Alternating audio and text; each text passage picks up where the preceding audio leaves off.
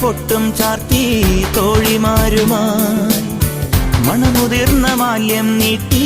മാരമുല്ലകൾ ജലപുഷ്പതീർത്ഥമായി